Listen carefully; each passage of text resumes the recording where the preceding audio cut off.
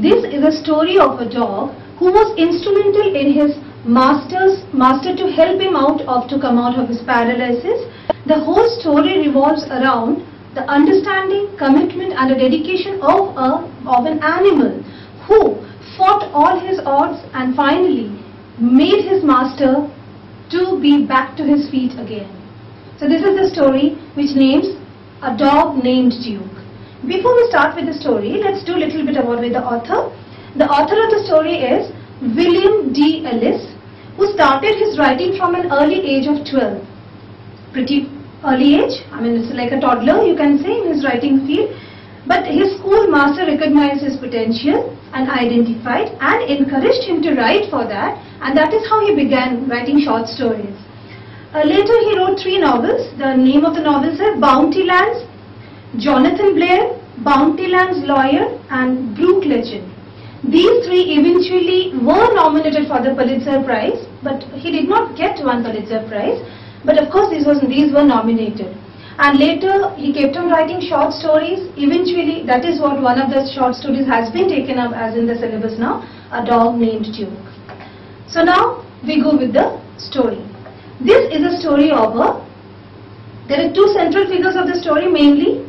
Of course the name of the dog, that is Duke, and his master Charles Hooper.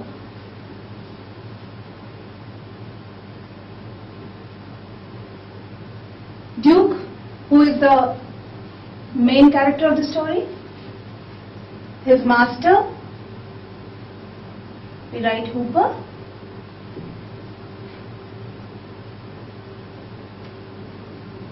Hooper was a very, very dashing kind of a man. Young, energetic, dynamic. People envied him to an extent because he had everything in his life. How do we know that he had everything in his life? Actually, we tell the people who are actually good in life that when they are successful in all the fields, that means he had a good life. Basically, he was a university player, football player. Of course, such a person is always known to be very, very popular. Secondly, he was tall, he was quite tall, he was energetic, he was dynamic, and of course, he was working with quite a reputed company, and he was working like an assistant manager of that company, sales manager of that company.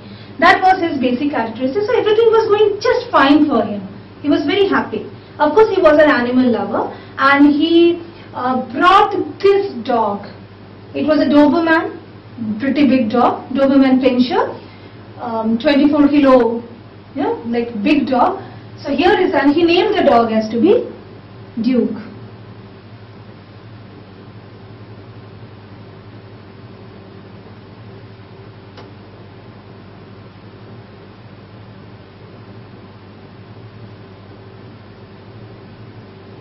Duke was a very, very energetic dog. You can say matching to his master. It was like that. Hooper and Duke had maintained a very cordial relationship. Everything was going fit and fine for for Hooper till a bad day. Destiny had designed something different for him. He had come across a very, very bad day because he met with an accident. It was a freak accident that paralyzed him to an extent because he suffered with subdural hemorrhage. This was the condition of Duke. He actually suffered with subdural hemorrhage. This is a kind of a disease basically, and he went into paralysis. So this is how the story begins. This broke him down. An energetic man who had been doing very good and successful in his life suddenly became crippled. Of course, slowly what settled down? Depression, dejection, and losing all kinds of hope. That's how Charles Hooper was lying on his bed. After 6 weeks of his accident, he was brought back home. Marcy, the name of wife was Marcy. She was a pretty woman.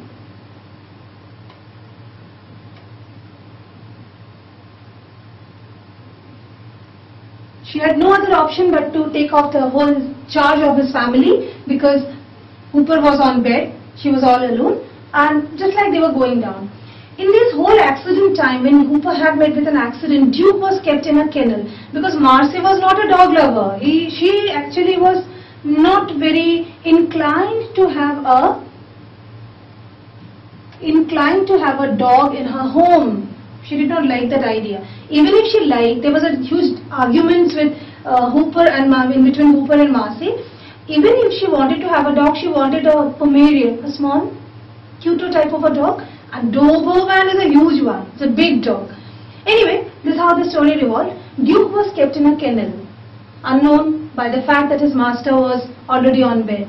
Anyhow, 6 weeks after the accident from hospital, Hooper was brought back home. And the struggle started. Hooper on his bed, alone, no one to look after and take care because Marcy was already working. She now had to more work because Hooper was not exactly that he was asked to leave the job, but he could not join the job. So Marcy, after completing all the household chores, doing all the necessities for Hooper, used to go to the office, slammed the door, and Hooper was all alone, staring the ceiling. Depression and dejection slowly setting in, and finally he became much more helpless, much more sinking in his habit and behavior. Marcy slowly and just silently observed. She became more like, like a kind of thing that she had to endure, but she did not have any other option to do with. Now, this young man,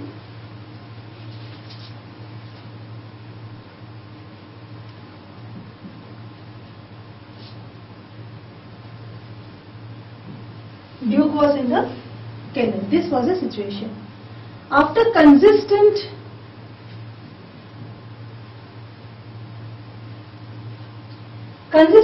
and persistent pestering means forcing. Persistent pestering of Hooper, finally Marcy brought Duke home. He was brought back home. Duke, after seeing the master, was so very excited, he jumped. He simply sprang on his master to see her after so many months.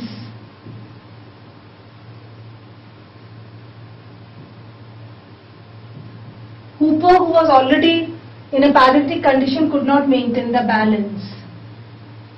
Why is it so important? The reason behind it is Hooper did not want to show Duke, the energetic dog, that he was no more in a condition to move around with him. But the people around, the moment saw that whole incident, Duke jumping on Hooper, immediately understood that Duke understood something was terribly wrong with his master. And this is how an animal could behave. He just understood and kept quiet. And that was the last time Duke had actually jumped on his master. That was the day, and then after, he sat beside his master. Throughout the day, he used to sit beside his master. Marcy went to the war. Duke just kept on sitting by his master's side and just waited and watched his master helplessly. Now, Marcy also was watching the whole thing happening. One fine day, Duke could not take it anymore. An energetic dog sitting like that the whole day, he felt very, very bored. He got bored. Sitting and sitting and sitting and watching a person lying on the bed. It was just not working. So what did he do? He started nudging. Nudging means pushing, doing something. He would just put his nose inside Duke's arm and just poke him. Get up, like sort of thing. Get up, get up. Least he understood that Hooper was not in a condition to move. But one fine it happened to be like that maybe by accident or maybe by chance or maybe something in Hooper happened. He simply held by his good hand. Left hand was paralytic. Right hand he simply held Duke's leash, the belt. He held. And Duke was like a current. He just with a jerk stood up and sprang up, took a circle and just stood straight. Marcy was very much there. She saw the whole thing happening, and Duke just pulled his master to get up. Marcy helped, and Hooper just tried to manage to come out of the bed, balanced himself on his right foot and tried to just to stand, minimum effort. And what did Duke do? He just moved 2-3 steps, pulled his leash, the leash that Hooper had held, pulled it taut. Taut means quite tight, make it stiffened so that there is no slackening of the leash. So he did so, and Hooper tried to take the first step after his accident. It was a big step. That was the first time Duke actually, after so many months, took the first step. That was the beginning. Now became the whole thing. It kept on happening like that it just settled down. Now Duke made it a point that every morning, next day, he started early. Every day he would take a round of the bed. He would come and nudge and poke and give a snorted look. Snorted means disgusting look. But can't you do that? Like that. He would just come. Hooper, of course, being an energetic football player throughout in his life, he just simply would hold the leash tight. Duke would pull it strong, and then slowly, 1, then maybe it's 2, 3, slowly, day by day, 1 by 1 step. Every day Hooper would fall down, and Duke would patiently wait there till his master, with staggering way, step up and just wake up and just get up from the condition, and then they kept on taking the step. Slowly, day by day, first they kept on moving around in the room, 1 and 2 steps. After a week or something, not even a week, after a month or so, slowly they started going down to the porch. That was a big achievement. Duke would pull Hooper. It was simply like somebody's dragging something and he was just trying to balance. And that's how the whole thing happened. Duke kept and pulled him out of the room, and they reached the porch. That was a giant leap. They had just definitely conquered a lot. Marcy, the one who was a connection between these two, she observed what was happening. She simply observed. She talked to the physiotherapist. She talked to his doctor. The doctor understood the connection. He encouraged. He told that it's better that Hooper should continue with his physiotherapy, but of course, steadily, slowly, with little bit of efforts, if he could, and the dog was ready to help him, so let them take little bit of steps regularly. That helped. Marcy, a person, not very important maybe here, but she watched, she maintained a poise and remained stoic. Stoic means the one who observes and watches helplessly, yet keeps her cool. Patient, very patiently, she observed things happening. And slowly, the steps on and all that started. Finally, Hooper started getting back his confidence. And who gave him that? The dog. With his patience, loyalty. Loyalty is otherwise also a word that we always associate with the dogs. Here it was great. Something unmatchable. Okay? So, his patience and loyalty proved what? Hooper started getting the confidence back. Now, one day, that was 4th of January. 4th of January, Hooper made his big move. Why so? Because that was the first day Hooper walked almost 200 meters without Duke. Duke was there with him. It was not that Duke was there. Was not there. The only thing, he did not take support of Duke the way he used to take, and that day he walked almost 200 meters from his home and reached his local office. Till date, what had happened? The office people had arranged, because they respected Hooper a lot, simply they arranged a desk job for him. They knew that Hooper could not be moving around. He was in sales. A person who is in sales has to move around. He could not do that. But That particular day, on 4th of January, these dates are quite important because we'll get to know how much, in how many days finally they could make something. 4th of January, he walked 200 meters, reached the office. The office people were totally dumbstruck. They were just amazed. How could that be possible? And he could see this dog steadily, patiently, just waiting for his master to do every move. And Hooper had offered one thing to the office people. He offered them to give him a job, to update him with the things. He said that he would be coming to the office for 1 hour a day, every day. Fine. They agreed, thanks to them, and Hooper started going to the office. Duke was, like a bodyguard, like actual guard.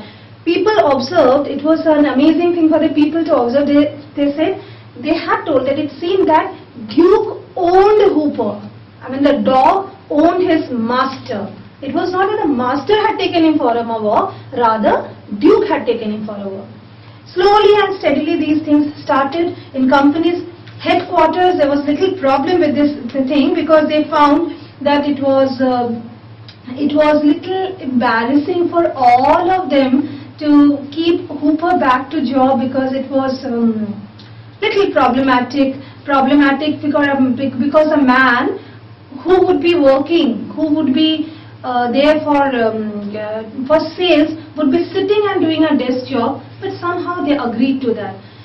But they did not know that Hooper had made up a challenge. He had taken up a decision of 1st March because that was the day. It was January 4 and on 1st of March he actually came back for full day's work. He had done for full day's work. And that's how the whole thing started. In no time, the physiotherapy program, Hooper could not continue for a long time because of paucity of time. Paucity means it is like some dearth of time, shortage of time we can say. Shortage of time. He could not continue with his therapy for the long time, but he continued his walk with Duke. And this all started. In 1956, in March, Duke bought a new house because he was promoted. Yes, he was promoted to his he was just a sales manager. Now he became assistant sales manager. That was a promotion. After the accident, 3 things, major things happened. What happened? First thing, he started walking little bit. Then he joined back his office. That was 1 hour a day. And within 1.5 months, he started working for full day. Within these time, people watched how much he was doing. It was something unimaginable and relentless effort of Duke and Hooper both, and finally he got a promotion, regional sales manager. He became regional sales manager. So his responsibilities increased. He kept on walking. He kept on walking with Duke steadily and kept on doing his job also. So both the things helped him back to get back his more confidence. He retained. He came back. Marcy observed all these things silently. She remained a silent spectator, helped as and when required. The person who was not dog lover started to respect the relationship between her husband and Duke, the dog. This had happened, right? So this is how things happened. Now in 1956, it was March 1956 when Duke bought a new house after that promotion. They moved into a new house, but destiny has stored something else for them. It was 1950, just for a few days, it was October 12, 1957, only a few months. Destiny had stored something very, very shocking for them, and it was, the date is October 12th. Why is it like a historic, or you can say very, very special day? Because that day they saw something very, very shocking happen. There was an accident. Whose accident this time now? Actually, Hoopers had some guests. They were attending to some guests.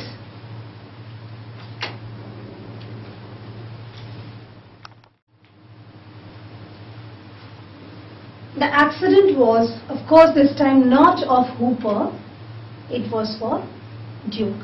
But before we go for that, what had happened next, just one thing we want to understand. When Hooper bought the new house after getting promotion, it was 1957. They bought the house in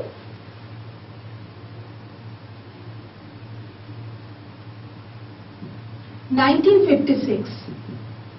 Naturally, new house, new neighbors, new people around.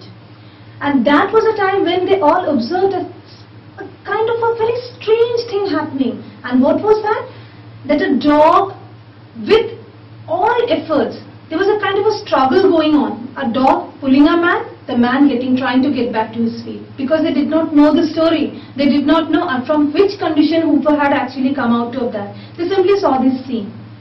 Anyway, 13 months now. 56 it was. After 13 months, October 12, 1957, that was a fateful day. Very fateful day because there was an accident. An accident that was somehow anticipated by Hooper. The moment there was a screech of brakes he could hear, immediately he was reminded of his own accident. And that happened to be like that. Immediately he just wanted to rush out and there was a lot of noise outside. Somehow he felt something was wrong. And unfortunately it was Duke. Duke had met with an accident. Marcy, the one who already had developed a kind of respect for the dog, rushed out. Hooper had to take little time. He rushed out. He found the dog was badly injured.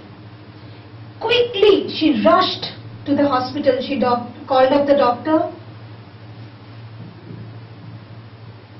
said that she was bringing the dog.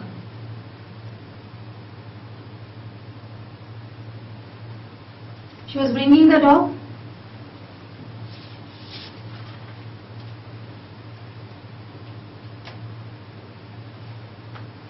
For treatment. Hooper, of course, was staying at home. The whole night they struggled. Doctors struggled. Of course, Duke also struggled. But one thing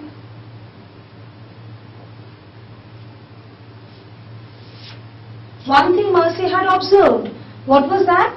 Marcy had observed that the rampageous, violently energetic dog suddenly had lost that stubbornness, that kind of spark that she had always observed in Duke's eyes were gone. She smelled something, and only after a few hours Duke could not sustain and he finally gave up and lost his battle of life. Hooper was definitely shocked. He was very shocked. But usually what happens? And he was shocked. Of course, he had to be shocked. Otherwise also there was a strong connection. And now after the accident, it was something like an animal and man, human being though. But there was a huge connection developing. He was shocked. But shocked more was Marcy. Because she was very, very scared now. It might be possible Hooper might get back to his depression again. But this man again was, as we had already discussed, that he was a kind of a person who never gave up. He already had lot many things in his life, and how we had seen how he had jumped to the level of promotion one after the other even after the accident. The accident did not deter him from his confidence, and he got back. So this shock actually worked like a balm, like a medicine to him. He did not stop working. He continued. He continued his struggle, of course this time without Duke, because Duke was gone. And finally, he definitely and successfully overcame all his paralysis and confidently started moving around. And he started now going other places also, moving out of the city, taking the job very seriously, moving around, going for sales, and that is how he had done.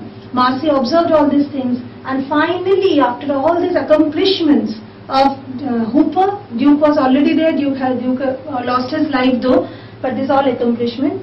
Finally, Charles Hooper was, a few weeks after all these things, was promoted to the as Assistant National Sales Manager of that company. This was his big achievement.